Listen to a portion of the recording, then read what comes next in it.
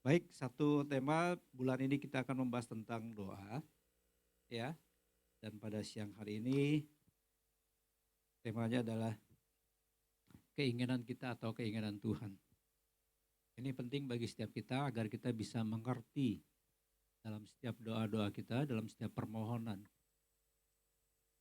Maka lebih dominan keinginan kita atau keinginan Tuhan. Karena kalau kita tidak peka, tidak sensitif, kita sulit untuk membedakan. Dipikirnya kita sudah menyenangkan Tuhan, padahal itu mungkin ujung-ujungnya buat kesenangan kita sendiri. Ya.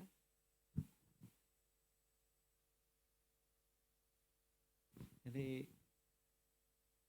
PowerPoint-nya agak lain nih. Keinginan kita or keinginan Tuhan ya. Bisa dari sini, oke. Kita baca dari kitab Matius pasal 6 ayat 9 sampai 10. Ini adalah bagaimana Yesus mengajarkan doa yang paling ideal untuk murid-muridnya. Ayat 9 sampai 10, firman Tuhan berkata demikian. Karena itu apa? Berdoalah demikian. Bapa kami yang di surga, dikuduskanlah namamu, datanglah kerajaanmu, jadilah kehendakmu di bumi seperti di surga.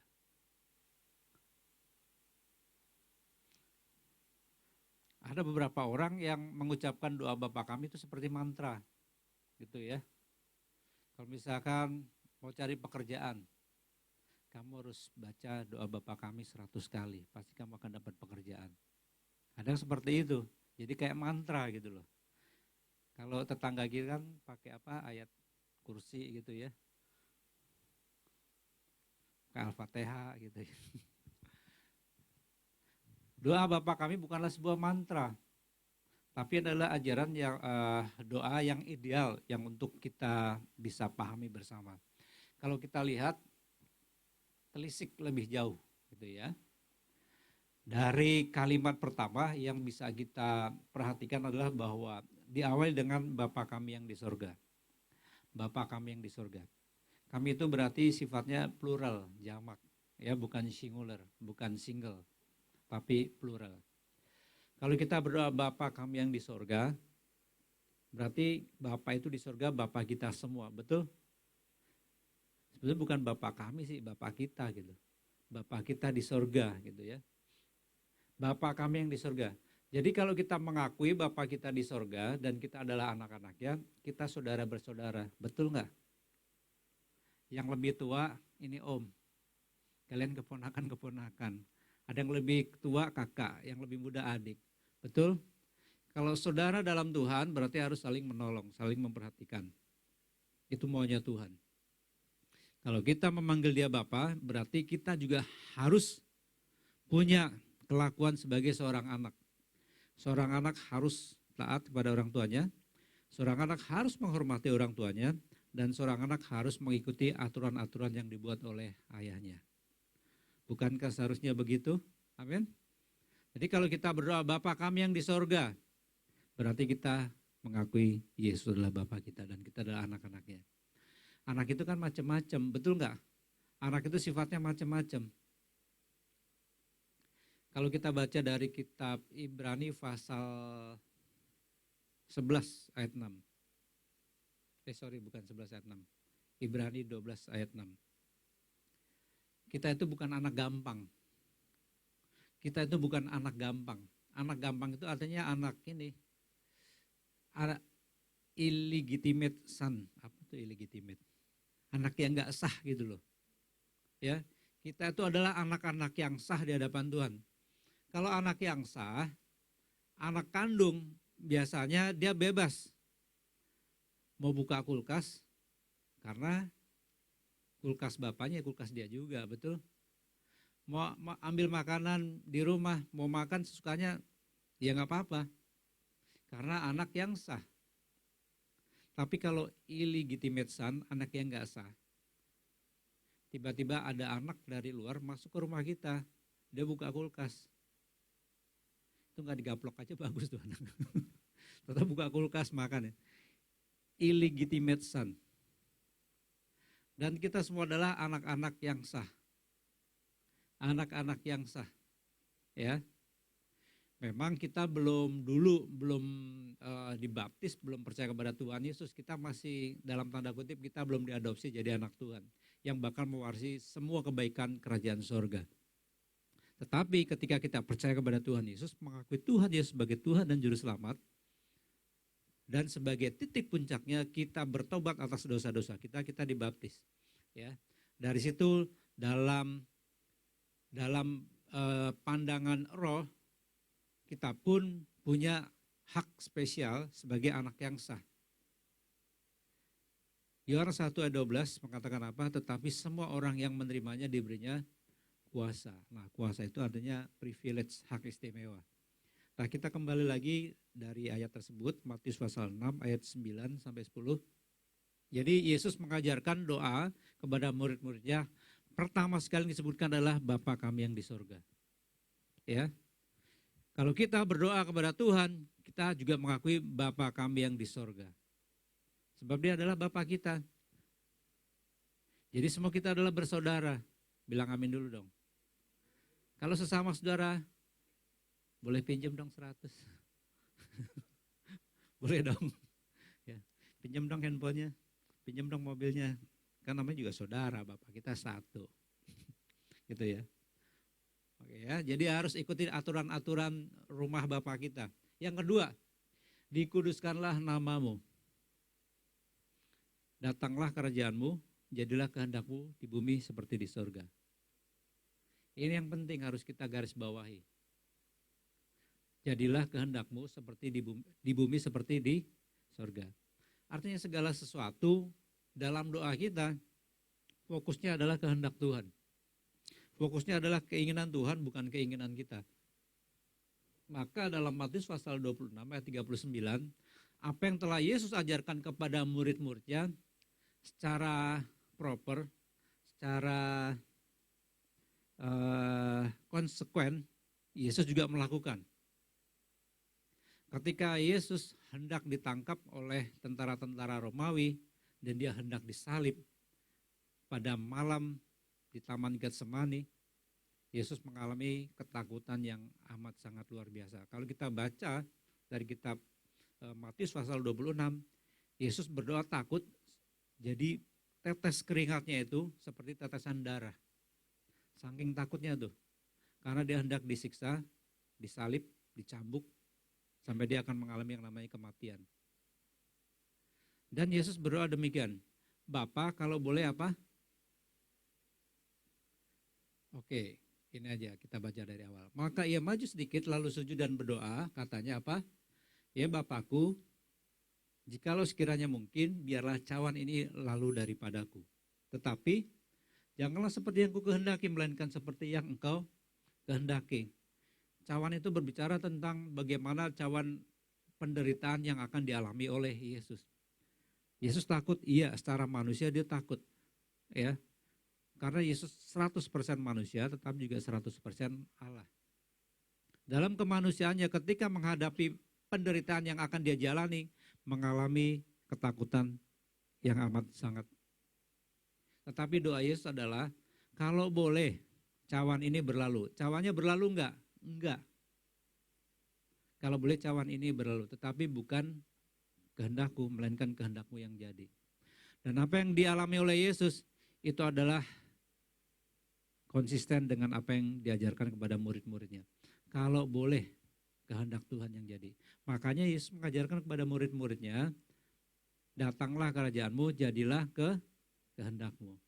Dan ini penting, adalah teladan bagi kita semua. Ketika kita berdoa, fokusnya adalah kehendak Tuhan. Fokusnya adalah keinginan Tuhan. Itu yang penting. Jadi kesimpulannya begini. Habis ini amin ya. Doa yang benar apa? Adalah selalu berfokus kepada kehendak Tuhan. Catat. Ya, itu yang penting. Doa yang benar harus selalu berfokus kepada kehendak Tuhan. Jadi kalau kalian ada permintaan pada waktu berdoa, harus dirunut dulu. Kalian pernah melakukan doa magic enggak? Doa magic. Misalkan ada cowok ya. Ada cowok gitu ya. Dia naksir sama A, B, dan C. Dia taruh tuh di selembar kertas. Nama A, Acen. B, Bacen. C, Cencen. Misalnya gitu ya. Digulung, terus dia berdoa. Tuhan, saya akan lempar ke atas ya. Nanti kalau saya ambil salah satu, yang saya buka namanya, berarti itu kehendak Tuhan, itu pacar saya. Pernah gak kalian doa gitu? Ngaku aja deh. Diambil salah satu. Cencen. Ya tapi Cencen kurang cakep Tuhan. Diambil lagi, ulang ya boleh ya. Ini namanya doa yang tidak sesuai dengan kehendak Tuhan. Doa mau cari-cari kepuasan diri sendiri. Itu namanya doa magic. Ada juga kalian mungkin melakukan bukan mau cari pacar, enggak. Mungkin dalam hal yang lain, cari pekerjaan ataupun hal-hal lain mau ngapain kayak gitu. Kadang kita melakukan doa magic seperti itu. Ya. Tapi ingat, doa kita fokusnya harus kepada kehendak Tuhan, bukan kepada keinginan sendiri atau kehendak sendiri.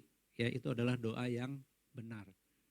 Nah, doa yang berkuasa, kitab Yakobus bilang, bukan di bagus, fasih atau tidaknya kita berdoa. Tetapi doa yang punya kuasa adalah ketika orang yang berdoa itu hidup dalam kebenaran. Itu yang penting. Nah, kita lihat selanjutnya. Esensi doa yang berkenan bukanlah suatu kefasihan merangkai kalimat. Yang setuju bilang amin dulu. Tetapi lahir dari hati yang mengasihi Allah. Matius pasal 6 ayat 5, ya itu ayat sebelum 6 tadi. Sebelum 9 ya. Dan apabila kamu berdoa, janganlah berdoa seperti orang munafik. Mereka suka mengucapkan doanya dengan berdiri dalam rumah-rumah ibadat dan pada tikungan-tikungan jalan raya. Supaya mereka dilihat orang. Aku berkata kepadamu, sesungguhnya mereka sudah mendapat upahnya. Kalau misalkan gini ya, kita lagi kumpul gini. Misalkan saya kasih tugas, Rege berdoa. Untuk pokok doa A, B, C. Ya. Ferry berdoa untuk pokok doa D, E, F. Ini orang yang jago doa gitu ya. Dia akan tergoda menampilkan kalimat-kalimat yang fasih. Kadang dalam tanda kutip setengah berpuisi. Itu tergoda tuh. Pernah nggak perhatian orang kayak gitu? Nah, firman Tuhan katakan bukan dari fasih atau bagusnya merangkai kata-kata. Esensi doa bukan itu. Esensi doa bukanlah sebuah rangkaian kalimat yang puitis, bagus, grammarnya tersusun rapi, sehingga doanya pasti Tuhan jawab. Enggak. Enggak. Ya. Doa itu apa sih? Menurut Charles Spurgeon, pendeta dari Inggris yang hidup di abad ke-19, dia ngomong gini. Doa itu adalah transaksi spiritual antara kita dengan pencipta langit dan bumi. Transaksi spiritual. Apa itu transaksi spiritual? Jadi artinya begini, kita mengenakan roh Tuhan ada sama hidup kita. Roh yang taat, setia, ikut kehendak Tuhan. Jadi transaksi spiritual. Jadi bukan berbicara tentang kedagingan, bukan berbicara tentang keinginan kita, tetapi berbicara tentang keinginan Tuhan.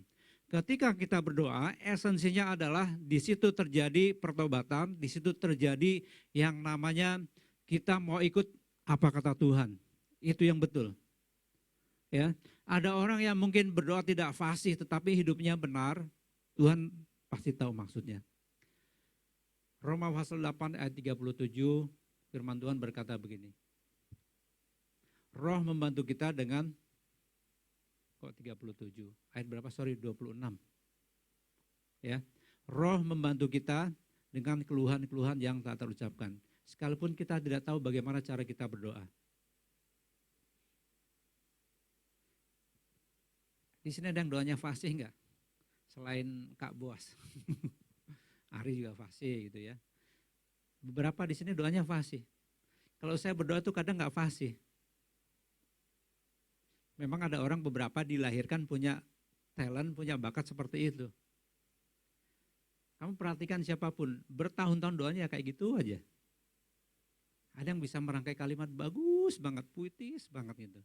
Dengan intonasi yang diatur, dengan kalimat yang diatur, puitis banget. Tapi kalau hidupnya nggak sesuai dengan apa yang didoakan, itu nol. Seharusnya orang yang jago berdoa, orang yang fasih berdoa, harusnya hidupnya sama dengan doanya, betul nggak? Harusnya gitu dong. Orang kalau jago berdoa gitu, ini pasti anaknya nurut nih. Anaknya pasti rajin nih. Pasti anaknya baik nih. Tapi rupanya jago doa, rupanya karakternya nggak kayak gitu. Itu namanya omdo. Omong-omong doa, omon-omon kosong. Ya. Jadi artinya doa yang benar, doa yang berkenan di hadapan Tuhan adalah apa? Bukan kefasihan kita merangkai kalimat, tetapi harus lahir dari hati apa? Yang mengasihi Tuhan. Kalau kita mengasihi Allah, mengasihi Tuhan, tentunya hidup kita, karakter kita pun harus sesuai. Betul. Jangan kita pintar doa tapi nggak pintar kerja. Jangan kita pintar doa tetapi karakter kita jauh dari isi doa kita. Beda. Jadi sampai sini paham ya? Paham adik-adik? Oke. Pokoknya kalau paham nanti pulang dapat susu ultra di depannya. Oke, kita lihat lebih jauh lagi. Nah, ini ada beberapa kesalahan dalam doa.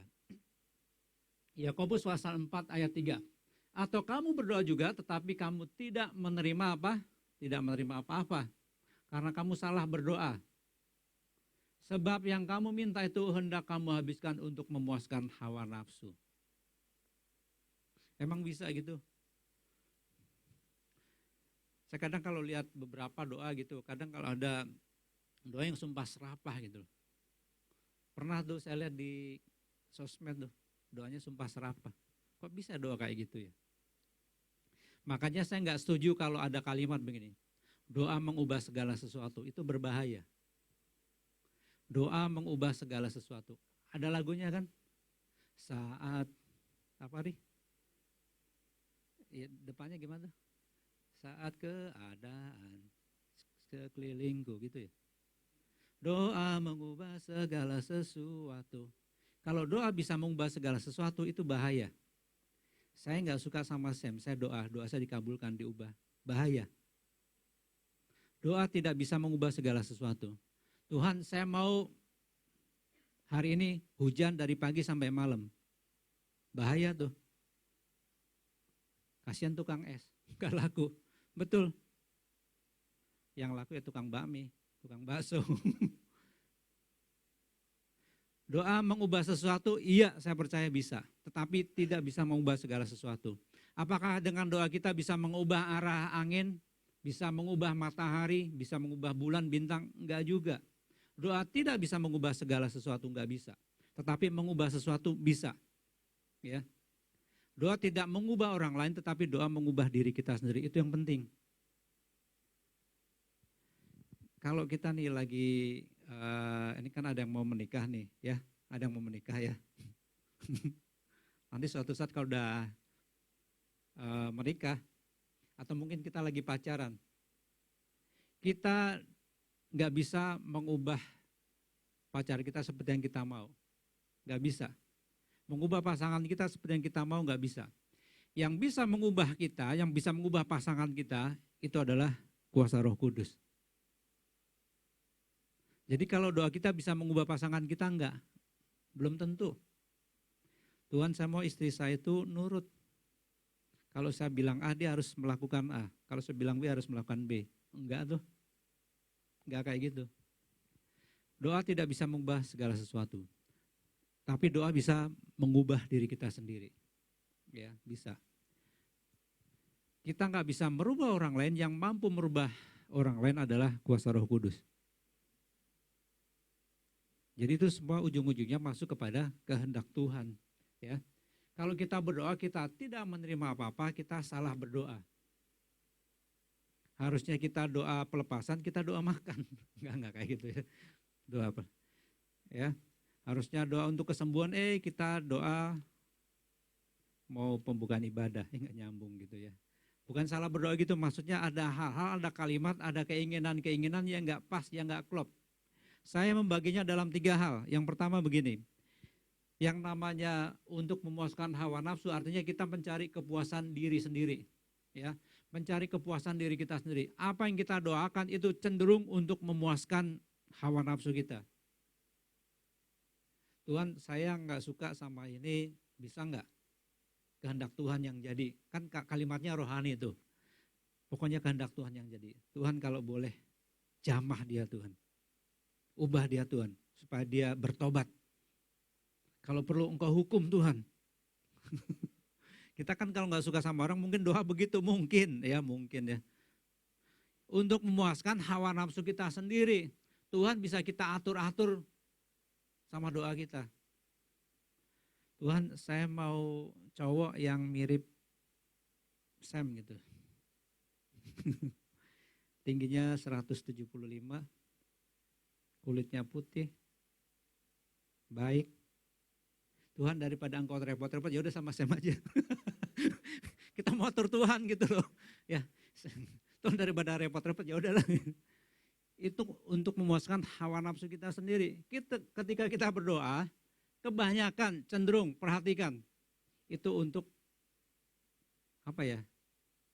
Ya memuaskan hawa nafsu kita sendiri. Keinginan, pokoknya semua ujung-ujungnya saya aja gitu, bukan Tuhan.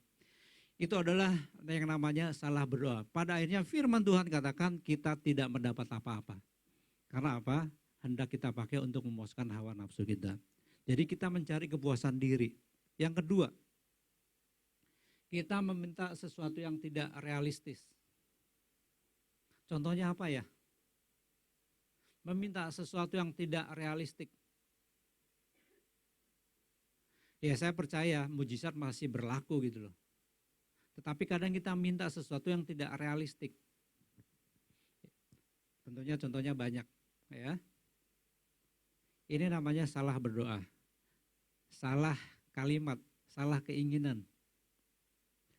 Saya tuh dalam hidup saya jarang sekali yang namanya minta-minta tuh jarang sekali, jarang gitu. Bener jarang. Tuhan dulu waktu masih bujangan gitu, Tuhan saya minta pacar, nggak pernah juga. Ya mengalir gitu aja menurut tuntunan Roh Kudus. Akhirnya dapat pacar juga gitu ya. Berdoa pengen punya mobil, nggak juga, nggak pernah. Pengen punya duit, nggak pernah. Pengen punya rumah, tidak pernah berdoa. Nggak pernah minta-minta kayak gitu. Tapi mungkin sekali 2 kali menghimbau gitu. Tuhan, saya naik motor nih. Kalau lagi panas, kepanasan, kalau lagi hujan, kehujanan. Kayaknya pantas naik mobil. Itu bukan minta, tapi menghimbau. Sama aja. Ya. Enggak, saya jarang doa kayak gitu, jarang. Karena saya percaya Tuhan saya sembah adalah Bapa di surga. Itu memperhatikan kehidupan saya. Itu yang harus kita pahami dulu. Ya, betul enggak?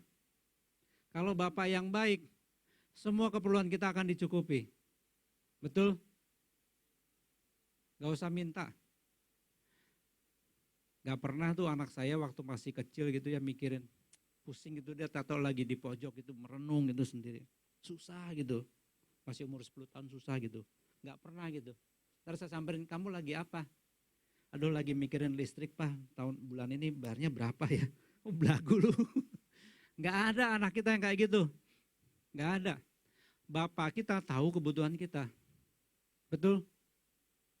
Jadi kalau kita minta sesuatu yang tidak realistik, itu ya kebangetan sih. Makanya nggak usah minta yang macam-macam. Minta yang realistik aja. Ya. Minta sesuatu yang wajar, jangan yang over gitu. Kalau kita minta sesuatu dari doa kita yang tidak realistik, sebetulnya kita sedang memuaskan hawa nafsu kita. Dan yang ketiga,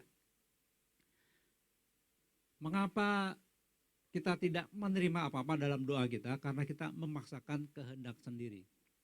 Ingat, dalam doa itu prosentase kehendak kita dengan kehendak Tuhan itu berapa persen?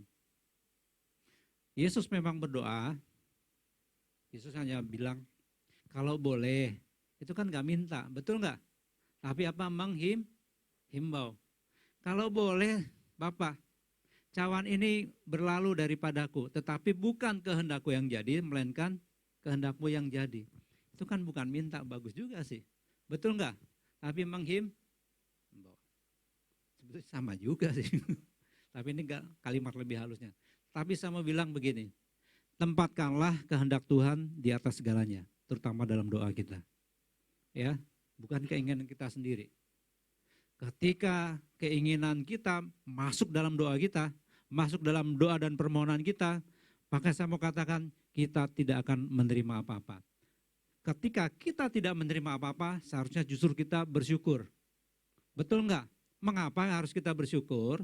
Karena kalau diizinkan terjadi, Tuhan memberikan itu buat kita, kita jadi liar.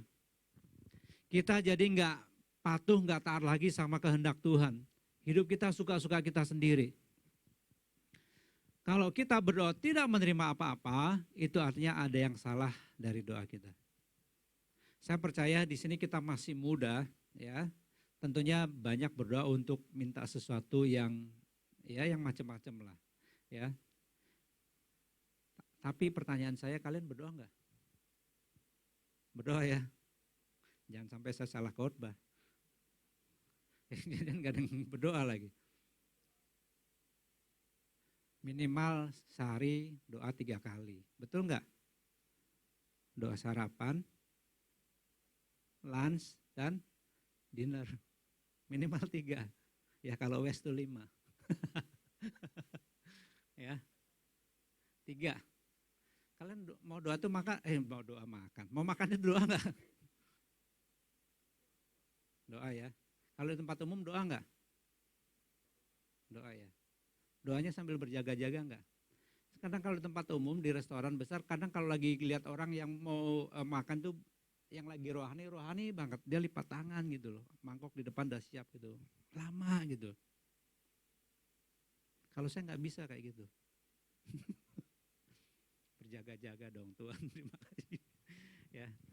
Oke lah, maksudnya apapun yang penting dalam hidup kita, doa itu harus menjadi sebuah kebutuhan yang memang kalau kita tidak berdoa, hidup kita akan gamang. Gamang itu artinya nggak jelas gitu, kayak layangan putus. Ya, jadi doa harus menjadi bagian utama dalam kehidupan kita. Jadi sekali lagi, kalau kita berdoa tidak menerima apa-apa, artinya apa? Untuk memuaskan hawa nafsu kita sendiri.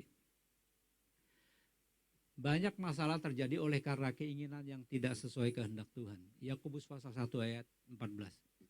Tetapi tiap-tiap orang dicobai oleh apa? Keinginannya sendiri, karena ia diseret dan dipikat olehnya. Kata keinginan sendiri dalam teks aslinya ditulis pakai kata epitumias. Epitumia sih. Ada nama gini, epitumia tes apetes, artinya keinginan liar. Keinginan liar itu artinya keinginan kita yang tidak sesuai dengan apa yang Tuhan mau. Epitumia tes apetes. Istilahnya begitu. Tapi yang namanya epitumia adalah keinginan yang tidak sesuai dengan apa yang Tuhan mau.